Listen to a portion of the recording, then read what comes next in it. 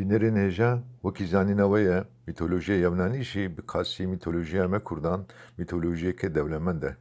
û aniha jî em ê behsa çîrokekî balkêş ku behsa dû hespan dike ji we re bikin. Balios û Xanthos. Balios û Xanthos di mîtolojiya Yevnanî de dû hespên spehî ne. Bavê wan xwedayê Zeprosî ye û ji Podergayê hatine dinyayê. Hespên Xanthos û Balios di daweta Poseidon û Thetisê de wekî perwêya bûkê hatine dayîn.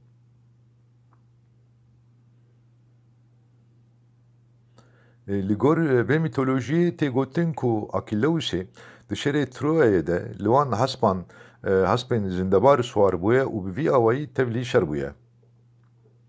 Homeros di berhema xwe a İlyadayê de wiha behsa wan dike. Automedon girê da du hespên wekî bayê, hespên Xanthos û Baliosê ku wekî bayê dibezin. Ji bo bayê Zeprosî pedergayê wan anîbû dinyayê.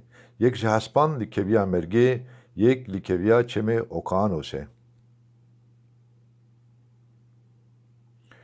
Dema Patroklos dimire hespên Akîleus digirin. Gunehê Zeus bi wan tê û wiha bang li wan dike. Xwelîsêran, ez poşman im ku min wek diyarî daye.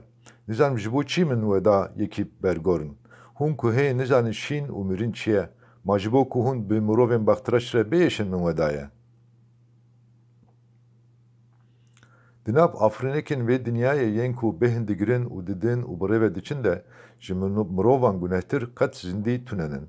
Bi vî awayî Xwedayê Zeus li ber dilê wan dide û ew jî bi Akîleusî re tevlî şerê Hektorî dibin.